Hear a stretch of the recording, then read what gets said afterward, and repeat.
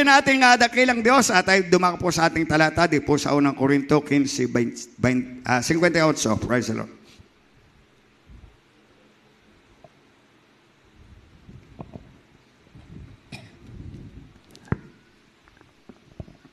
Dito po sa aklat ng unang Korinto, Kapitulo 15, talatang 58. Kaya nga mga kapatid kong minamahal, kayo'y magsitatag, huwag makilos, na laging sumasagana sa gawa ng Panginoon. Yamang nalalaman ninyo na hindi walang kabuluhan ang inyong gawa sa Panginoon. Amen. Alam po sabi ng praise the Lord.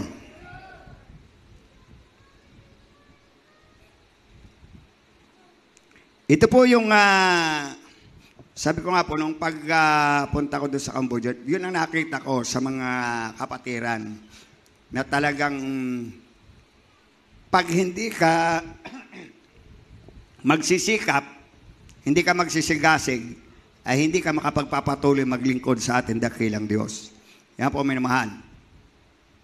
At yung mga layunin, nung ilan natin kapatiran, sabi nga, pagpunta nila doon, nagpapasalamat dahil may 3 beses sa loob ng 1 linggo ang gawain. Hindi mas priority nila yung trabaho. Ibig sabihin, gusto na talaga din yung trabaho, makapunta sa ibang bansa. Pero mas, kinakailangang mas unahin din natin yung ikaw ay makakadalo ng 3 beses sa loob ng 1 linggo. Ang lapasang praise the Lord. Sapagkat yun ang ating kalakasan. Sapagkat sabi nga, aanin mo yung pagpapala kung ikaw naman ay mawalay sa gawain ng ating dakilang Diyos. Sapagkat isang kakilakilabot na bagay ang mahulog sa kamay ng ating dakilang Diyos. Purihin ang ating mahal na Panginoon. Kaya po minamahal at sa nakita po minamahal na paglingkod o kahit kakaunti, salamat sa ating mahal na Panginoon. Minsan nagmumubing ang Holy Spirit. Purihin ang ating mahal na Panginoon. May mga napupuspos pa rin. Purihin ang ating mahal na Panginoon. Kaya isang malaking pasalamat, sabi ko nga po minamahal, sa loob ng 10 taon nila doon na paglilingkod, sabi nga ay hindi naging madali. Ayun nga, bago ka makapag-save ng isang kaluluwa, ay napakaganit namang mag-akay din talaga ng kaluluwa. Yan po minamahal. Sapagkat, sabi nga sa akin, ay marami naman sigurong Pilipino doon. Oo nga, may mga Pilipino din, pero minsan pag talagang hindi sila tinawag, napakaganit pa rin. Sapagkat nung kami nga pumunta doon sa airport na kami naman ay sumalubong. Ang pinapasalamatan nga pala mga minamahal, nung dating namin po minamahal, aba ay may tarpaulin na welcome Cambodia. Beloved preacher, Brother Joey, Brother Mike, Brother Francis. Sabi ni Brother Mike, pambihira, no ako napunta dito, walang tarpaulin. Ay nung dumating lang, preacher, ay may mga tarpaulin na. Purihin ang ating mahal na Panginoon. Ay di, salamat sa ating mahal na Panginoon. Pag nung dumating naman yung taga Baguio, ay sumalubong uli. Kami naman sumalubong. Kasama na ako sa pagsalubong na may tarpaulin din. Kaya salamat sa ating mahal na Panginoon. Yung isang Pilipina doon, binate si Brother Raymond. Sabi ko, may kakilala ka pala. Ay, katrabaho ko yan dati. Sabi ko, o bakit hindi nasisiran mo? Ay, nasisiran daw po minamahal. Ay, hindi rin masave. Yan po minamahal. Meron namang 2 lalaki doon sa may airport din. Si Brother Dixon naman po minamahal. May dalang lipit. Sinisiran. Sabi ko, ilang taon na po kayo dito? 15 years na. Pero, nang binibigyan ng leaflet, taga rito sa may Bicol yata yun, ay hindi pa rin talaga ma-save. Kaya yung mga talagang tinawag ng mahal na Panginoon, yun ay isang pagpapala pag tayo tinawag ng ating dakilang Diyos. Alam mo sa praise the Lord. Yung isang kapatid natin, yung nga doon, kaibigan ni Brad, yun ang na-save. At saka yung isang taga-Baguio din, isang pamilya, may mga kapatid siya, yun ang na-save din doon. Purihin atin. Yung iba naman po minamahal ay talagang kapatid na galing dito sa Pilipinas. Kaya po minamahal, kaya sabi ng banal na kasulatan sa ating nabasa, na kaya nga, mga kapatid kong minamahal, kayo'y magsitatag, huwag makilos, na laging sumasagana sa gawa ng Panginoon. Yamang nalalaman ninyo na hindi walang kabuluhan ang inyong ginagawa sa Panginoon. Purihin ang ating mahal na Panginoon. Kaya kahit saan tayo naroon, yung ating ginagawa, kayo'y magsitatag at huwag makilos at gawin ninyo ang kalooban ng ating dakilang Diyos. Kaya po minamahal, kaya kahit saan tayo naroon, dito man sa Pilipinas o sa ibang bansa, tayo nagpapasalamat sapagkat Sabi nga, tayo magsitatag. Yan po, minamahal. Ay dito nga, kung tutuusin, kumpleto tayo. Yan po, minamahal. Kumpleto sa choir, kumpleto sa mga instrumento. Yan po, minamahal. Ay doon, ay yung dalawang bata lang, isang nagki-keyboard, isang nagdadrum. Yung nagigitara po, minamahal, ay galing pa rin sa Pilipinas. Sa pag-alis nga namin, ay di wala na. Sila na po, minamahal. Pero salamat sa ating Panginoon at nagpapatuloy, lumilipas ang mga taon. Ang patuloy ang Panginoon naglalagay ng mga mananampalataya, nagdadagdag ng maraming mananampalataya. At kahit sila kakaunti, nakapagpapatuloy. Kaya sa ating minamahal, tayo nagpapasalamat sa ating Panginoon. Meron ding nalalaglag dahil nagpapabaya eh. Yan po, minamahal. Pero kung tayo magsisatag, ang sa Biblia, kayo magsisatag, huwag makilos. Isipin mo na laging sumasagana ang gawa ng Panginoon sa atin. Purihin ang ating Panginoon. Kaya salamat sa ating Panginoon. Kung paanong dumaan yung pandemic dito sa atin sa Pilipinas, ang sinasabi na sila ay hindi pinagkulang, yung kanilang mga bigas lalong dinagdagan, ay ganun din ang patutuo doon. Sa ibang bansa talagang doon daw po, minamahal, talagang lockdown talaga. Yan po, minamahal. Pag may nakita talaga sa labas, nako, pinapalo. Yan po, minamahal. Pag may tao talaga sa labas, pinapalo ng mga kondon. Kaya talagang kung sa disiplina ay mas matindi po, minamahal. Kasi sila walang alisan po, minamahal. At yung ilang kapatid natin po, minamahal, halos sila lahat ay nadaanan ng COVID. Yan po, minamahal. Kaya ay isang kwarto na lang po, minamahal. Takot na takot silang lumabas dun sa, kahit sa kwarto, dun sa pressing area. Dahil halos sila ay tinamaan din. Pero sa kahabagan ng ating Panginoon, lahat naman ay nakarecover. Purihin ang ating Panginoon. At ganun din nga po, minamahal, hindi pinagkulang yung kanilang supply. Merong isang kapatid na nakapagtrabaho online. Yung po, minamahal, ang ginagamit, nagtulong-tulong na lang. Purihin ang ating Panginoon. Kaya salamat sa ating Panginoon. Kaya tayo nagpupuring papasalamat. Kaya ngayon magsitatag, huwag makilos. At isipin natin, laging sumasagana ang gawa ng Panginoon. Ang pagsabi ng praise the Lord. Kaya po, minamahal, kaya sa atin po, minamahal, bilang tayo mananampalataya, yun nga po, minamahal, kahit saan tayo naroon, ang ating isipin po, minamahal, ang lahat ng ating ginagawa, tayo magsitatag. Yan po, minamahal. Kung paano yung nandun po, minamahal, kung tutuusin, napakahirap nila po, minamahal. Hindi naman sila nakakadalo ng mga kursada, sa mga outreach, ay tayo po, minamahal, ay talagang pinagpala rito. Hallelujah, praise the Lord. Talagang marirevive ka. Yan po, minamahal, sa bawat pananambahan natin. Yan po, minamahal. Kaya po, minamahal, kaya sa atin po, ito isang malaking pagpapala. Patuloy tayo, ang sabi ng Galatia 5:1. Ating basahin po, minamahal. Dito po sa sulat ng Apostol Pablo sa mga taga-Galacia, Kapitulo 5, talatang 1. Sa kalayaan ay pinalaya tayo ni Kristo. Magsitibay nga kayo at huwag na kayong pasakop na muli sa pamatok ng pagkaalipin. Amen. Yan po, minamahal, pinalaya na tayo. Nung una po, minamahal, hindi pa tayo nababautismuhan, hindi tayo makahulagpos sa kasalanan. Yan po, minamahal. Sinasabi natin na mabait naman tayo, pero makasalanan ka pa rin. Hindi mo ginagawa ang kalooban ng Panginoon. Pero nung tayo pinagpala, nakarinig tayo ng tunay na salita ng Diyos, sa ministeryong ito, tayo nabautismuhan, pinalaya na tayo sa kasalanan. Praise the Lord. Nakalaya tayo. Na dati-rati, marami magsasabi ng mga Kristiyano, kung hindi lamang ako binago, yung magagalit ka sa iyong kapwa, ay iniisip mo, kung hindi lamang ako binago, ibig sabihin, pinalaya ka na eh. Kung hindi ka binago, ay siyempre, talagang sasaktan mo yung tao. Yan po, minamahal. Pero tayo pinalaya na ng ating Panginoon. Yan ang isang batayan na tayo pinagpala ng ating Panginoon. Sabi nga sa kalayaan ay pinalaya tayo ni Kristo. Magsitibay nga kayo na huwag kayong pasakop muli sa pamatok ng pagkaalipin. Yan po, minamahal. Kung ikay lagi nagkakasala, o di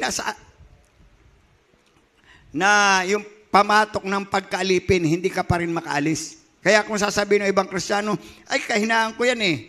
O bakit mo babalik-balikan mo yung kahinaan mo? Samantala, lagi ka na lamang nagkakamali. Yan po, minamahal. Huwag mo sabihin, kahinaan mo yan. Isipin mo, pinalaya ka na ng ating mahal na Panginoon. Magagawa mo na ang kanyang kalooban. O, may power ka na. Simula nang ikinabautismuhan. Ang sabi ng Biblia, lalakip sa iyo ang kapangyarihan ng Diyos na ipapatong mo ang iyong kamay sa mga may sakit, sila magsisigaling. O kahit ikilumakad sa mga mapanganib na lugar, iingatan ka ng mahal na Panginoon. Makainom ka nga ng laso na hindi sinasadya, hindi ka matuklaw ka ng ahas, hindi ka rin grabing kapangyarihan ay pinagkaloob ng ating mahal na Panginoon. Kaya kaya mong maiwasan, hindi mo sasabihin kahinaan mo yan. Yan po, nagpapaalipin ka pa sa iyong kahinaan. Yan po, minamahal. Kaya pag ikay nagpapaalipin, ay grabe, hindi mo pinaglalaban yung iyong pananampalataya. Samantalang ikay may power na, ay ipinagkaloob na ng ating dakilang Diyos. Kaya nga sabi ng Biblia, ipagtatrabaho na natin yung ating sariling kaligtasan. Yan po, minamahal. Pag hindi mo ipinagtrabaho, hindi ikaw ang lugi. Sabi nga, ipinakilala na sa iyo ng ating mahal na Panginoon, binigyan ka na ng power, hindi mo ginamit. Katulad nung may 5 talento, may 1 talento. Yan po, minamahal. Yung 1 talento, iniisip niya na ang Panginoon ay talagang mabagsik. Yan po, minamahal. Baka daw hindi niya maparami yung kanyang talento, kaya itinago niya. Yung padalwa po, minamahal, ay di, sabi niya, pinagtrabaho kahit kakaunti na maibalik sa mahal na Panginoon. Yun naman pangatlo, ay pinagtrabaho, ay di nagtubo ng 3. Yan po, minamahal. Yung pang-4 hanggang sa pang-5, pinagpala. May maiharap sila sa ating dakilang Diyos. Ay yung isa, itinago. Yan po, minamahal, dahil mabagsik daw ang mahal na Panginoon. Kaya ang nangyari, sabi nga, yung may 1 talento, ibigay dun sa 5. At yan ka sa hadis ng pagdurusa. Hindi mo ipinagtrabaho Yan po, minamahal. Samantalang nagtrabaho, tumubo pa, pinagpala pa. Sapagat yung iisa na ibinigay pa. Kaya sa atin, yung po, minamahal. Patuloy tayo po, minamahal. Kaya nga sabi ng ating malapan, kayo magsitibay at huwag kayong pasakop na muli sa pamatok ng pagkaalipin. Dati tayo alipin, pero tayo pinalaya na.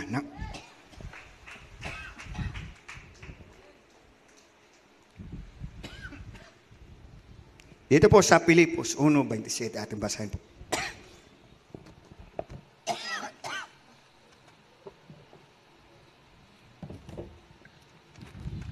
Dito po sa mga taga-Pilipos, Kapitulo 1, talatang 27.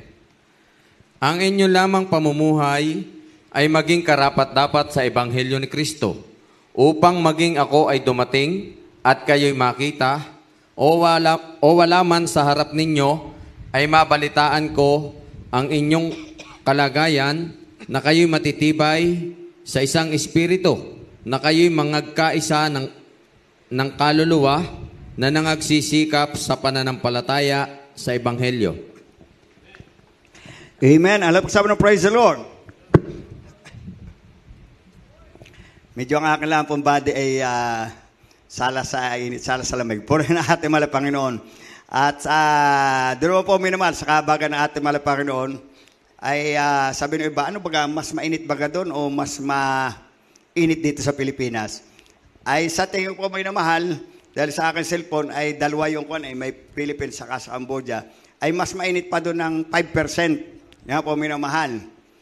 Pero sa kabagan ng ating malapan, yun naman pong ating gawain, ay nilagyan naman ng aircon. Bago yung aming tulugan din ay aircon. Purihin na ating Panginoon. Kaya sabi ko, di na alabas lang ako yung pagkakuan. Kaya salamat sa ating pinakamamahal na Panginoon. At doon naman po minamahal, ay advance tayo ng 1 oras. Kung ngayon po minamahal ay alas 3:50, ay doon ay alas 2:50. Yan po minamahal. 1 oras ang ating advance. Purihin ang ating mahal na Panginoon. At tayo tuloy po minamahal, sa ating talata, sa ating huling talata, ang sabi ng Pilipos 1:27, na inyo lamang pamumuhay ay maging karapat-dapat sa Ebanghelyo ni Kristo, upang maging ako ay dumating at kayo makita o wala man sa harap ninyo ay mabalitaan ko ang inyong kalagayan na kayo'y matitibay sa isang espiritu. Ang pagsabi ng praise the Lord. Sa pagbabalik ng ating pinakamamahal na Panginoon, yun ang titingnan ng ating mahal na Panginoon, na tayo maging karapat-dapat sa harapan ng ating dakilang Diyos. At saan man tayo naroon, hindi man tayo kita sa ating paningin, at saan man lugar, ay maging isang espiritu tayo. Ang pagsabi ng praise the Lord. Kaya tayo nagpapasalamat sa ating mga kapatiran, kahit sa ibang bansa, sabi nga ng ating beloved Ted, na extension ng ating banal na gawain. Maraming mga gawain tayo extension. Iisang espiritu ang umiikot dyan. Purihin ang ating mahal na Panginoon. Iisang pananampalataya na ang ibig sabihin na tayong lahat gusto nating maligtas, makarating sa langit. Yun lang po minamahal. Yung ibang tunay na ebanghelyo ng ating mahal na Panginoon, yun ang umiikot kaya kahit saan tayo naroon. Kaya kahit tayo narito po minamahal, yan ang hahanapin, yan ang titingnan sa atin ng ating pinakamamahal na Panginoon Jesus. Na sabi rito, na kayo'y matitibay sa isang espiritu, kayo'y magkaisa ng kaluluwa na nagsisikap sa pananampalataya sa ebanghelyo. Ang pagsabi ng praise the Lord. Tayo isang espiritu na nagkakaisa, na nagsisikap sa ebanghelyo ng ating dakilang Diyos. Sabi nga nung isa natin kapatid po minamahal, nag-aaral. Sabi makapag-aral para makagraduate. Sabi ka, akala ko para ikaw ay magkaroon ng honor, para daw lang sa'yo makagraduate, ay di mag-aral. Yan po minamahal. Sa atin mo po minamahal, magpatuloy tayo para makarating doon sa langit, sa buhay na walang hanggan. Yan po ang titingnan ng ating malapit. Magkaisa tayo ng espiritu na sa ebanghelyo ng ating dakilang Diyos, sapagkat tayo kita ng ating mahal na Panginoon. Kahit saan tayo naroon, sabi nga tayo sinulatan, na kahit tayo hindi kita, kahit saan man tayo naroon, pagsikapan po natin na yung ating isang espiritu ay magkaisa. Yan po minamahal. Kaya po minamahal, yung ating layo naman dito po minamahal. Ibig natin tayong lahat ay mga ligtas. Yan po minamahal. Ibig natin tayong lahat ay makapagpatuloy, maglingkod sa ating dakilang Diyos. Pag may nawawala, kahit tayo hindi umimik, tayo nangangamba, yan po minamahal, nahahabag dun sa nawawala. Yan po minamahal. Sapagkat ang ibig natin, tayong lahat ay mga ligtas. Yan po ang hinahanap ng ating dakilang Diyos. Kaya kung tayo narito at nangapanambahan, sabi nga, yung ating mga puso, galak na galak tayo sapagkat ang sabi nga yung isang kaluluwa nga lang maligtas, libu-libong anghel ang nagpupuri sa ating dakilang Diyos. Isang kaluluwa lang.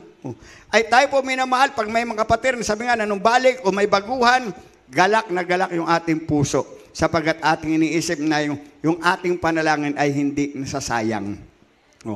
Tayo, sabi nga may isang naligtas, kasama tayo roon sa panalangin. Kahabagan natin sa pagkakaisa kung po parang isang walis. Pag iisa yun, hindi makakadala. Ay kung maraming nanalangin, nakakadala kaya tayo laging kasama. Purihin ang ating malapan.